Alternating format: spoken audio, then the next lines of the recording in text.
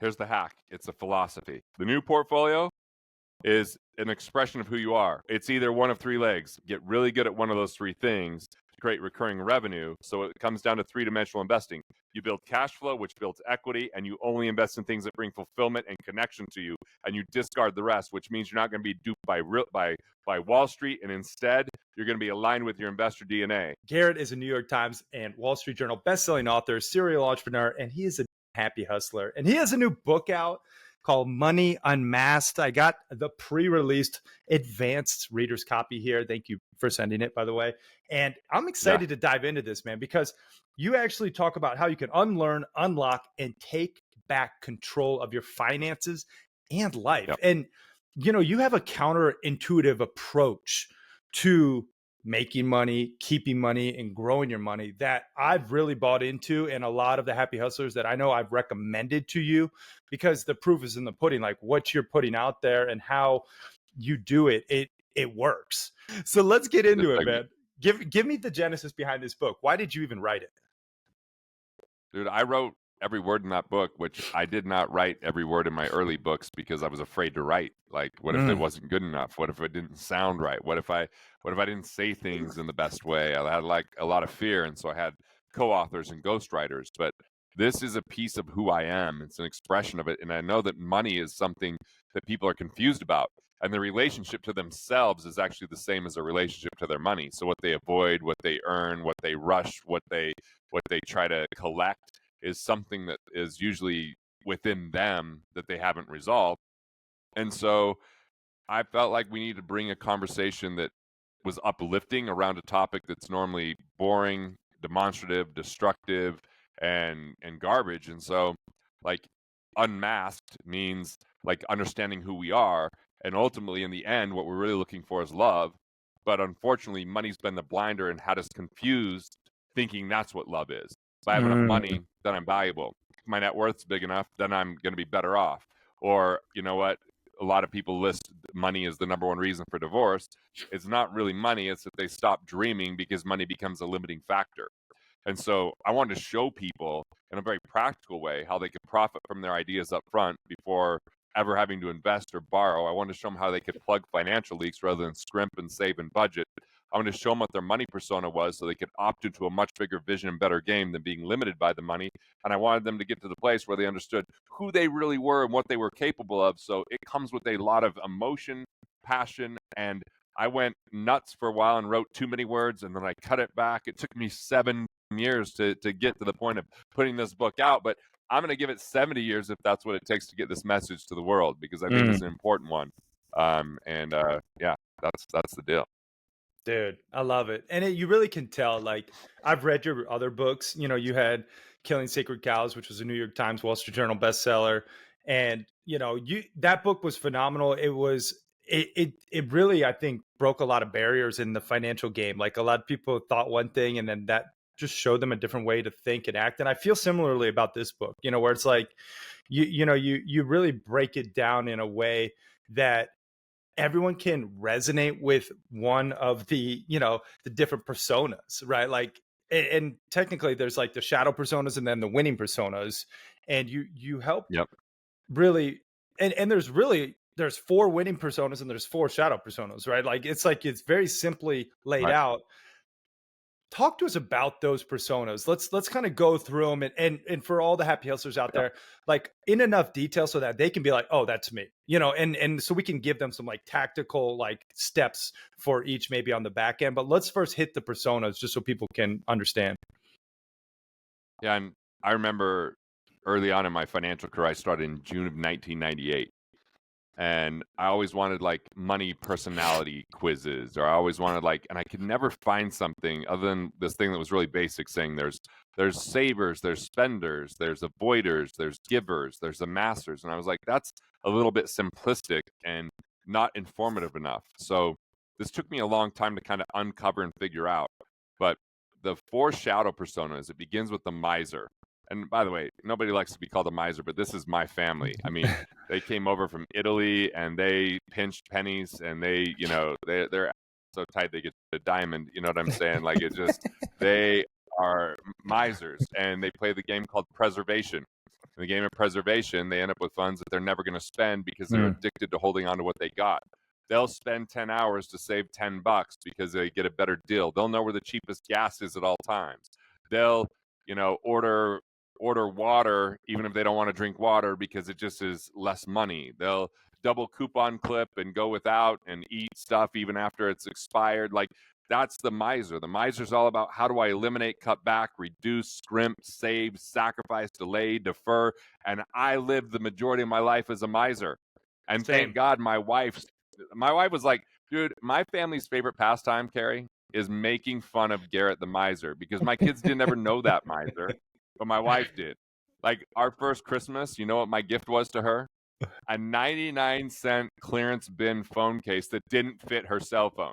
But Wow. I was like, no, if you Killing just it. rig it this way. And she's like, this is what you got me? Or when her dad was like, you could live in our basement rent free when we first got married. I told my wife that. She's like, we could live there sex free if that's where you think I'm living. Like, I was a miser, dude. It was all about elimination. And I was obsessed with eliminating money to the point where I wasn't present. I wasn't creative. I wasn't a good value creator, because it was all about what I could lose, not what I could create. And one of the things, if you're a miser, is realize no one shrinks their way to wealth. True. No one shrinks their way to wealth. Wealth is a game of value creation, expansion, serving, solving problems, and delivering value. So, on the other hand, so a miser usually is isolated and selfish. But if we go to the winning persona, the opposite of the miser is the mindful manager. The mindful manager is detail oriented. They're efficient. They're great at improving things. They're good at like reducing waste and enhancing ideas. But that's about collaboration. That's about co-creation. That's about abundance. And that's the difference. People are in their shadow persona when they're selfish. They might not see themselves as selfish. They might just see themselves as surviving, but that survival prevents them from thriving. So there's the miser or the mindful manager. That's the shadow and winning side of one of the four personas. I'll pause and let you give your feedback and tell me about your miserly days. Yeah, dude. Like, well, that one hits home. And, I hope everyone out there can think about this and be honest with themselves. But, dude, I even still catch myself where it's like, ah, I don't really need an appetizer tonight at dinner. It's like it's not.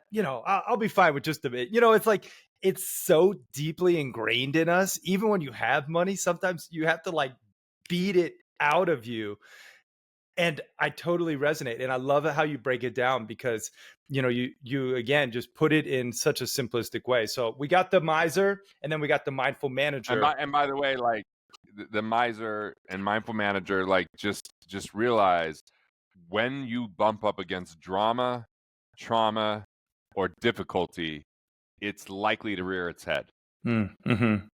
Like, when I was doing the comedy special, there was a bunch of bills that I didn't realize when I went to Costa Rica, didn't get paid, and I came back, and I was like, they were six figures of bills. And I was Whoa. like, oh. So immediately that day, I was like, hey, why do we have the air conditioner up so high? Who only drank half of this drink? Like, the miser just came out for 12 hours, right? Which was like, we've got to cut back and save, which isn't really going to make a big difference. But Yeah. it was just this ingrained thing. But then now the key is I have awareness. And I'm like, oh, wait, I'm being a miser because I feel threatened for my survival. Let me get clear about how I can create value, serve others, solve problems, and move forward, and be a better steward over my gifts rather than hoarding and being afraid. So we might not be impervious to this. It's just once we have an awareness, we can make new choices. Yep. Love that. Let's hit the second one. Yeah. Second one is not a political affiliation, but it was the best way to describe it as a conservative. A conservative plays the game called accumulation. Sometimes even might call it retirement. And they end up with funds that they can't spend because they're afraid they're never going to have enough. So they're hesitant. They're overly analytical. I think of a lot like a Midwestern person that wants to tell you they know better for your life than you do, like a professor, right? Like, now, Carrie, what you've got to do is start putting that money in the retirement plan when you're young. And you know what? You're going to have a child. You need to start that education fund yesterday. And it's too late. So you just got to delay gratification. You got to defer happiness, because one day, someday, you're finally going to live that retirement dream when you're way too old to do it.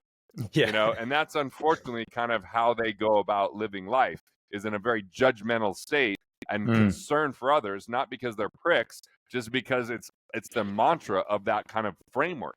So that's the shadow side. hmm. Yeah, and I'm sure everyone Now, can think of somebody in that sense too. yes, I could think of people like Dave Ramsey is like the father of conservatism, True, right? Like, true. how could you be so stupid to get a mortgage? How could you be so stupid to ever put $1 on a credit card, you idiot? Like, it's really judgmental at all times. So, Yeah. um, on the flip side, though, on the winning persona is the planner. The planner's stable. They're thoughtful. They're a strategic person. They're instrumental for organizations that want to plan for contingencies or monitor the effectiveness and efficiency of any initiative. So what they're thinking about is how and when something happens. Like almost every billionaire has an amazing planner and mindful manager that helps them execute. Mm, And without that execution, they're merely a dreamer that's lost and they might as well have dementia when you hear them talk, because none of it seems like reality. But you don't have as many famous mindful managers and planners because often they're engineers orchestrating something behind the scenes, or they're CFOs bringing all the finances together. But they're so critical that without them, almost nothing gets done. mm, So now we've got the miser or the conservative, and on the flip side, we've got the mindful manager or the planner. Now, what you got to realize is in scarcity, the miser and the conservative play not to lose. They play not to lose. They just like want to hold on to what they've got. They want to set as much aside as they can. Like it's always about what do they stand to lose. If we flip to these other personas, they're more play to win. mm. Play to win is always focused on the future, never enjoying the present. And like entrepreneurs almost brag about play to win. I hear people say, I'm playing to win. But the problem is it's playing to eventually win, not enjoying the process along the way, not Yep. enjoying life now, because it's all when they accomplish something. But guess what? They accomplish it and then they go, now what? It's Yeah. never what they thought it was going to be. And they're always on that treadmill of life. Oh, dude, you're preaching to the choir. That's like literally what the happy hustle is all about, as you know, like putting the happy in your everyday hustle, both Right. personally and professionally. So, like, Play to win is hustle without the happy. That's yep, play to win. Hustle that, without the happy. But like when you've designed a game worth playing, when you put value first and money is no longer the primary reason or excuse you would do or not do something like Montana Masterminds for you, you win. You enjoy the process along the way. So the striver is the first person playing to win. They're impatient, busy, malcontent. They play a game called status, and they think they could just work harder to make more money, but they inevitably burn out. That's the mm, striver. Now, on the flip side, someone coming from value creation and a winning game and serving others and solving problems is the creator. The creator is an entrepreneur, an artist, an inventor. They lead with innovation and ingenuity and pave pathways for more people to add value together. mm, So, you know, now if we go to the last money persona, it's the high roller. The high roller is the shadow persona. They play a game called opportunity. They they they can seem narcissistic, maybe like a one upper or a name dropper. They can be a ton of fun, but at the same time they can be really dangerous because they cut corners and take unnecessary risks that leads to short-lived riches. On the flip side, though, is the catalyst. You're a catalyst in my life, bro. You're such a catalyst. Catalysts, they think big. They're movers and shakers, and they're connectors. You're always connecting me to people, right? So they think and play big and show us ways we can win together. If you have catalysts in your life, life gets better. When Kerry finds out I have a book, he's like, "You're coming on the Happy Hustle." When he's got the Montana Mastermind, he's like, "I'd love to have you there."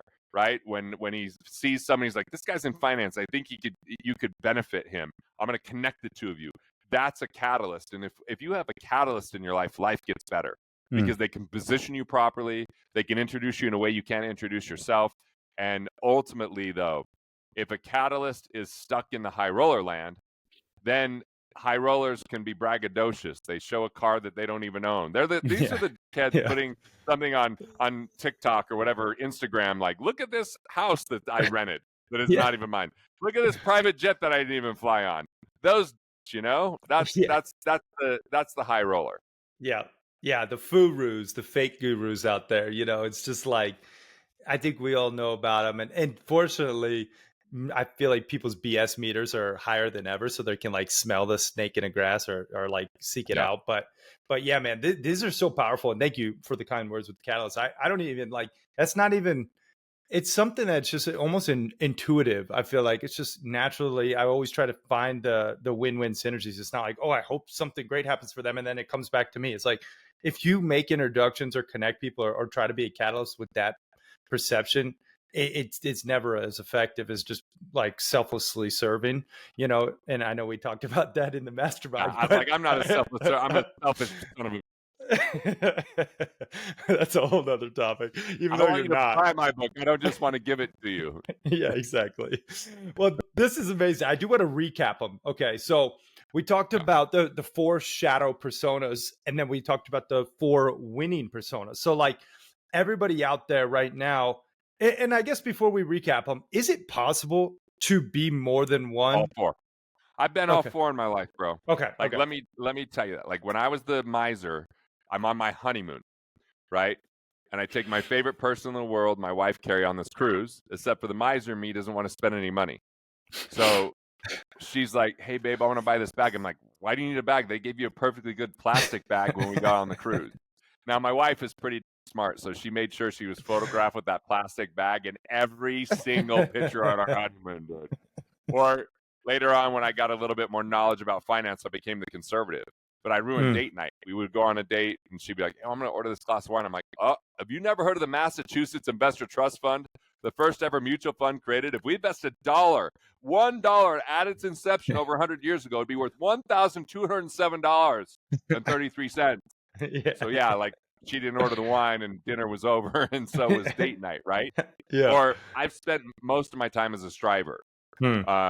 trying to build an Inc. 500 company, working and flying everywhere and trying to validate that I was successful and valuable and important at the expense of my family, to the point where when my wife had when we had our first son, I left the hospital early, even when he was hooked up to wires and machines, because I Mm. went back to work.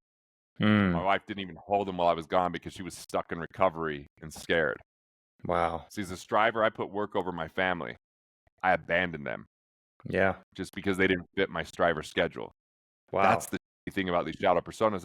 And you and I, my high roller day a little bit. Maybe I told you about it. Like, Yeah. I'm not a car guy.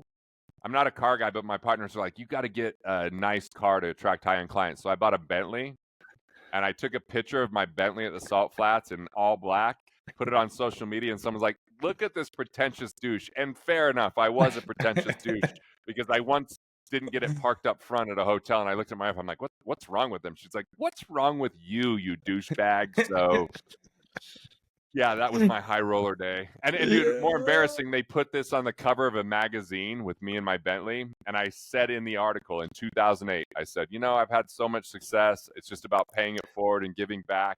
I have more money than I could spend. And within 2 months, $8 million of my net worth was flushed down the real estate toilet to be like, "Hey, kid, you can't say stupid things like this. Yeah. We'll just beat you to death as the universe." So anyway, Yeah. those are my. I've played different roles based upon situational moments of our life, right? Mm. But usually drama or trauma will push us back to our original one. Yeah. Oh man, I can so resonate with like a little bit of all of them. And you know, the one that like really resonates for you out there listening, it's important to think about the antithesis, right? The opposite, the winning persona. So you have the miser or the mindful manager. You have the conservative or the planner. You have the striver or the creator. And then you have the high roller or the catalyst. And I do want to stay here for a beat. When you talk about win, then play, right? This Mm-hmm. is like so in line with the happy hustle. And that's why you and I, I mean, obviously we hit it off for multiple reasons, but just in terms of our business alignment, Because nobody says more ridiculous to you than I do. that's true. That's definitely one of the reasons. Oh man. Well, like guys, we're gonna get there, I'm sure, but some stuff that I said to Garrett like it slips and then he'll hold you to it. It's like he'll take it and it's just It's a trap. I can't ever let it leave my head. My college roommate just went to Burning Man with me, and I'm still teasing him about stuff that happened when he was 18 years old. But the best part is my 18-year-old hearing the stories as, yes, I took my 18-year-old to Burning Man. And by the way, could I just say, that was a ridiculous experience when they're I like, can the gates are imagine. closed. Do they close gates in the desert? There's no such thing as gates in an open desert. I And so know. I just left. And they're like, you can't leave. The cops will ticket you. I'm like, what cops? What? I'm getting ticketed for leaving in the rain? I'm like, I'm a redneck from Price, Utah. I could mud bog my way out in seconds. And I did. Yeah. Yeah, So that's just a awesome. side note. Yeah. I know. Well, let's talk about just that win then play mentality, looping us in, because I think this is such a big, a big important factor. Yeah. This one's going off the rails, ain't it? I mean, All right. We'll get to the win then play, dude. Like, if you design a game worth playing, if you yeah. create a life you don't want to retire from, if you enjoy the process and life along the way, you've already won. Mm, So, in the happy hustle terms, the win is in the work, not just the outcome. yep. If you want to have a miserable life, have your life be predicated upon outcomes that are always in the future. What it Mm, means is you don't enjoy the process. I remember I was filming my comedy special and I went to Wise Guys and I had a 20-minute set and I did some new material and it went really well and it was a ton of fun. And we went out to the bar afterwards and hung out and I was like, this was a win. It wasn't, oh, this will be great for my special in a couple of months. It was like, no, this is it. yeah. I'm loving every day I would go for a walk and work on my comedy. Sometimes with my dog and just, repeat it like a strange man by himself. Sometimes with my wife, with my buddy Aaron, with my sister Trisha, with my assistant Amanda, with my buddy Dave. Like I was just every day enjoying the process because it was a game worth winning. I love comedy. It feels like connection and family. I Mm, love the laughter because all of a sudden we build a relationship so fast with a spontaneous moment. We're not worried about the past or concerned about the future. We're just there in the moment. And the work of writing it and reciting it and practicing it and refining it and booking the stage and inviting the friends, every part was a win because it was a game worth winning. It wasn't mhm. just the moment that night. And that's the problem is people want some stupid award that if they get that award, it will validate who they are. And they sacrifice everything to get there. Know your win before you begin and you've already won. Create the game you want to play and you've already won. You got to be clear about the game you want to play. That's the entire message of this book. That's Yeah. the entire message I have for life. And anytime I get miserable and frustrated, it's because I forgot my win and I let someone Mm, else, like society or well-intentioned preachers, teachers, family, or friends, determine it for me. And I'm chasing some trophy because of some internal hole or lack of acceptance in myself. And if we just love ourselves enough and give freely love to other people, then all of a sudden life gets immensely better. And why are you trying to retire from that? And look, I oh, get it. There's coal miners out there like my dad. I get it. There's people that are out there doing jobs. So you got to stop trading time for labor and you've got to invest in yourself because we've got other things and other people and other technology that will take care of the stuff nobody else wants to do. What we really want is to connect with other human beings and to be artistic or expressive or connected. But we're too busy doing stupid shit we hate to do every single day because we're trying to provide for our family because we got stupid student loans holding us back, or we're trying to keep up with the Joneses and buy shit that we don't need. And we think that all that's going to make us more valuable or happy. And it doesn't. You could go with the smelly, stinky, happy hustle, whatever flannel after not showering for a week and bring joy to people's lives because you're just acting in fun and as a jack. It yep. doesn't require money to be valuable. It doesn't require money to make money. It doesn't require money for you to be validated or worthy. You just simply have to choose your relationships, your resources, and be more resourceful and add value to those relationships, and life gets immensely better. So give up your story that hard labor is the only way. Give up your story that you're stuck in a dead-end career. Give up your story that it's too hard and you have to do too much. I made more money in 2017 spending 3 months in Italy than I ever made before that. And that was completely against my paradigm and what I thought was possible. I had to overcome my own scarcity, my own Yep. family heritage that was handed down to me of what wasn't possible or possible, and define new systems of belief And I'm done on my preaching, and I'm getting off the soapbox and turning it back to you, Carrie. Hot fire. I mean, that was Sunday. I Sunday, mean, it's like we might as well go to, that's my church right there, right? dude, that's money church right there. I hope everyone like rewinds 10 minutes and just hears that epic monologue again. And yeah, I mean, it's powerful, dude. You just like summed up like the meaning of life, I feel like, for many people. Right now, we get so caught up in other people's versions of success. I know I did with my tech company in New York City, man. I was like so focused on profit, success, ego, status, all the shit that society deems important.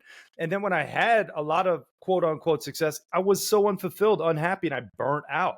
That's what even set me on the happy hustle journey, as you know. And it's like, I just is so refreshing to hear someone like you know, preaching the truth. And I really hope people take it to heart. Win, then play. Think of what win actually means. You know, it, And this is hard, dude. yeah, I admit it can be hard. Like, you know what's been going on for me recently. yeah, I sold my company in 2021, but I was still involved with an yep, intellectual property standpoint and doing webinars and some things. But I was playing not to lose because I couldn't go be free and do what I wanted to do because I had to kind of do what was required of me there, which meant I had to walk away from that income for that separation. That was hard because it was super convenient, but it was super unfulfilling for me. And it was nothing that they did wrong. It was I was allowed that to happen. And now I'm able to do what I want to do. And you know what? Not all of it's the most scalable thing. Just like how you do, Montana Mastermind, I do immersions where people come to my cabin. yep, One-on-one, we spend a whole day together. It's not scalable, but it's so fulfilling and yep, so enjoyable, and I'm so yep. connected to them. And I helped scale a business, and I lost part of who I was, where I felt a little bit more robotic in that. Yeah. And those guys are better built for that. They're doing a good job with scaling. And so Mhm. now I get to say, hey, for me to win, I'm either writing, performing, and whether that's speaking or whether that's doing comedy or whether that's doing my theatrical keynote or building high level relationships, being on podcasts with people I love to talk to, or just developing these relationships that create a bunch of exciting possibilities. I don't want to be stuck in operations and management. I don't want to be stuck in all the stuff the mindful manager or the planner would do, because when I'm in the creation mode or catalyst mode, I feel most fulfilled. So Mm. once we know our money persona, we can start to identify what our win is, how we want to design that win, and live our life. And it might come at a cost of feeling out of control for a minute, or losing stability for a second, Yeah. or giving up what we know is familiar for a moment. But you have to ask, is that familiarity, stability, and everything you know getting you the life that you want? And is it aligned with your win? If it's Yeah. not, what would it take to have that transition over time, to let go a little bit and add a little bit more of what you love, let go a little bit more of what you hate, a little bit? It could be over time. It doesn't have to be ripping off the Band-Aid and then the next day putting your family at risk. Mm. Yeah. That's the truth too. And it's like, but first notice the sequencing. You have to understand who you are with your money personas. And that's why I think this book can really help people do that. And I know people are probably like, all right, where the heck do I go and get this thing already? Where's the best place? And I know you got some epic bonuses to go with Yeah. it. Well, if they go to Money Unmasked, and look, if you happen to buy it somewhere else, just send a receipt to us. You can send that at Tricia, TRICIA, at freeflow.group, Tricia at freeflow.group. And if you send us a receipt, we'll send you these bonuses. Number one, you can see my comedy special. And Yeah. that's not, you can't get that anywhere else. But like, No. And that's, it's worth the watch, let me and just say, because it's not yeah. only educational and entertaining, but you will literally like laugh your ass off, you know. It's but you learn all about money. You do a I've never seen a comedy special like it. So it's definitely worth the watch and worth getting the bonus. So keep going. You get a workbook and an audio around the money personas as a bonus. Mm. It's part of our Win and Play playbook. We're taking a section that's specifically money persona. And then you can take the money persona quiz, which you can do that now at garrettgunderson.com/quiz. But you can get the quiz. And then what's the other bonus? There's one other bonus I don't even know. It So you was just like a have to go to $500. moneyunmasked.com. No, you took I think it Oh was like yeah, some you if you share the book with 3 people, you get our $500 digital course yeah. on Win Then Play, which is like It's 36 videos. It's all the things we're talking about here in more depth, bite-sized, piece by piece. And we've sold that course for $500. We've never given it away. It's only because I want this to be the #1 financial book on the planet, because it's the message that's right for the population. Maybe it's also a little bit for my ego. I still definitely have some ego.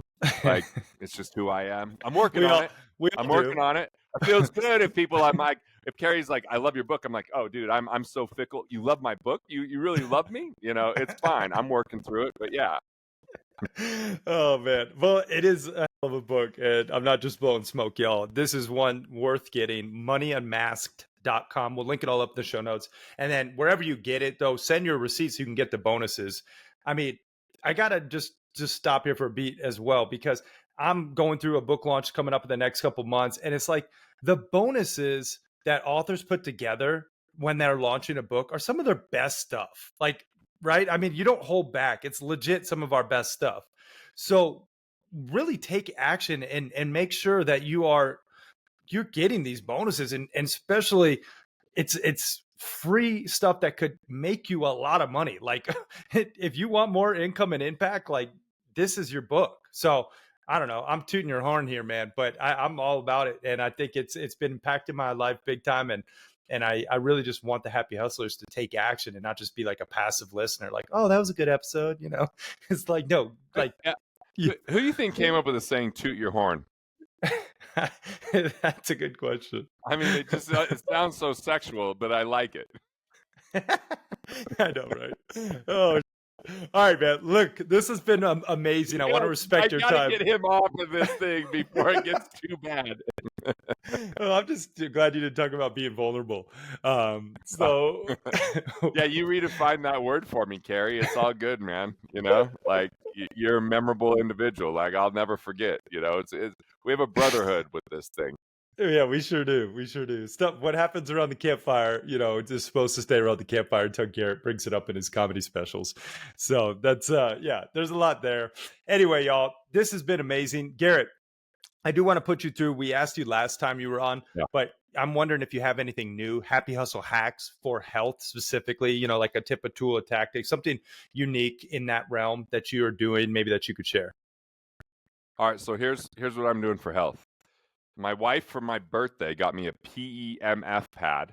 Nice. So Yep. I've been doing that. Like when I'm tired, I'll just like lay on that thing, and instead of just watching TV, I feel like I'm getting a little bit of for my health that way. Mm-hmm. And then I've been doing the sauna every morning for about 20 minutes when I'm home, and the cold plunge. By the way, I didn't do the cold plunge for 2 weeks because I went hunting with my dad into Burning Man, and I do 39 degrees, bro. That hurts so bad getting back in that for Oh the yeah. first time.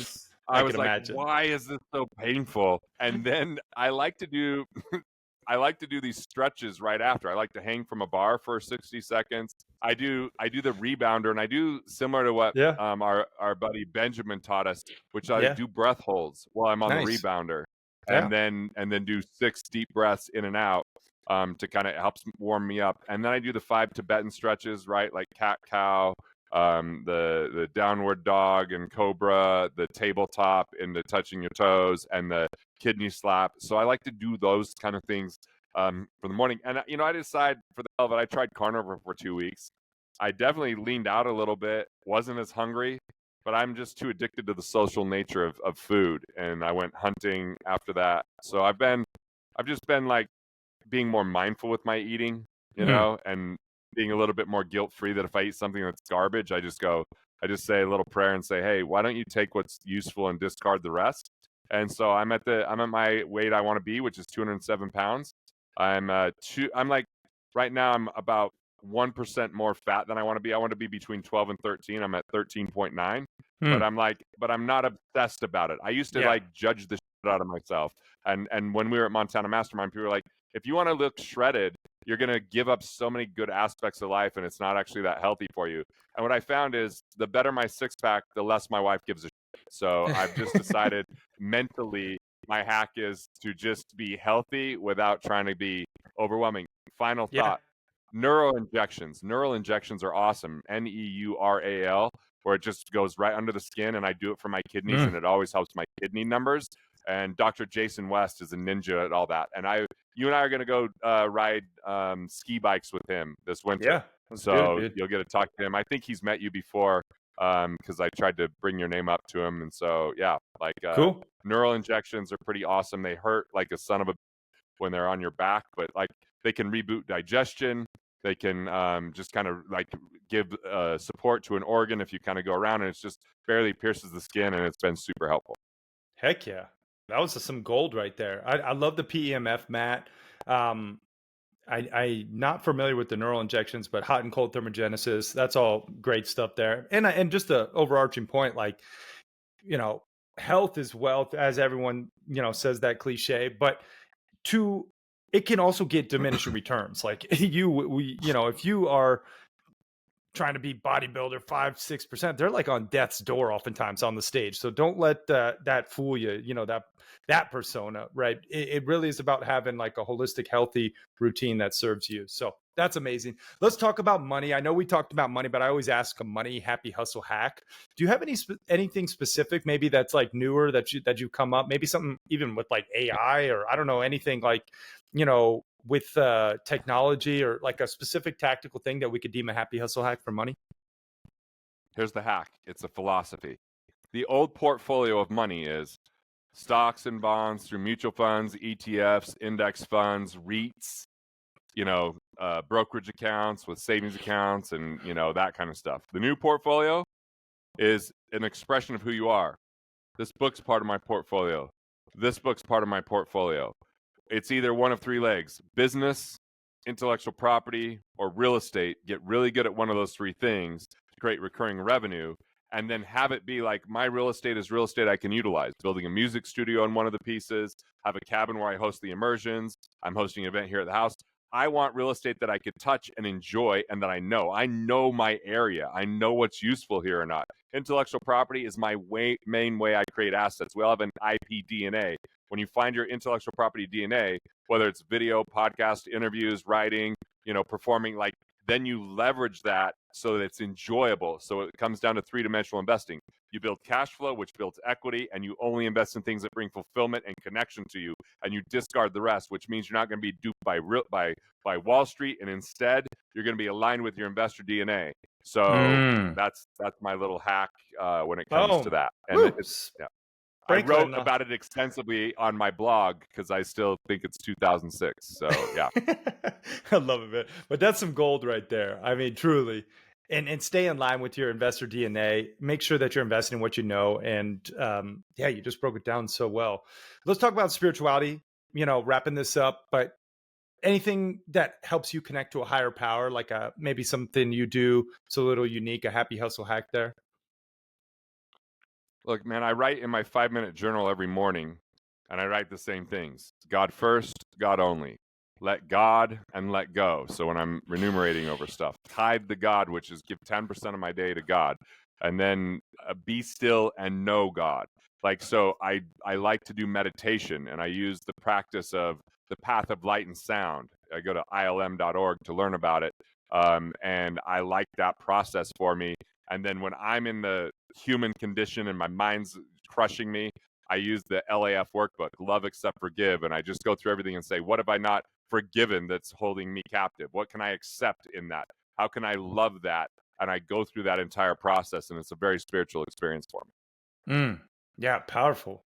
I mean, let go and let God, and tithing and just giving to others, man. It's got to be a part of the equation, when you're building And wealth. then I just write down the word vulnerable and I chuckle. I wrote down vulnerable. I think of Carrie and I chuckle because we have different definitions of vulnerability, you and I. Oh, Like, let geez. me be really vulnerable. I am amazing. I just want to be really vulnerable right now. How great I am. I have a, I'm embracing Carrie. I'm a model. I Oh, ride geez. horses. I Oh, can geez. hunt. I was a professional soccer player, a bartender that could do orchestrated dances with my brother. I mean, do you understand how vulnerable it is for Carrie to share these things with me? Oh, man. All right. We're wrapping this thing up. This has been amazing. We're going to skip the rapid fire round. What would you like to leave people with, Garrett? Just like culminate everything Buy my about. Buy my money on math. Say nice things about it online.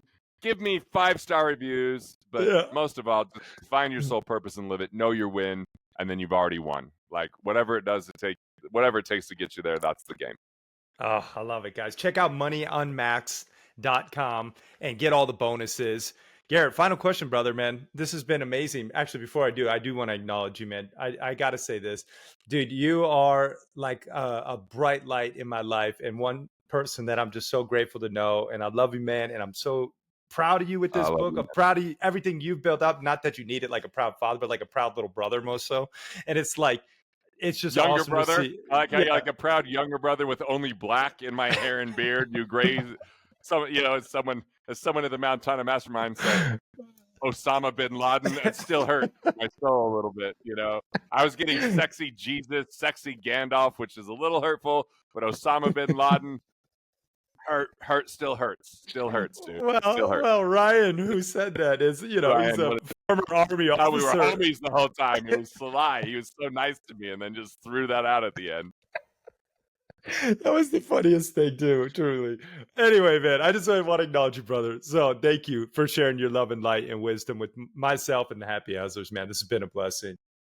Hey, thanks for watching. I appreciate it. And if you're enjoying these videos, well, there's good news. More where that came from, so go ahead and click through and watch the next video now.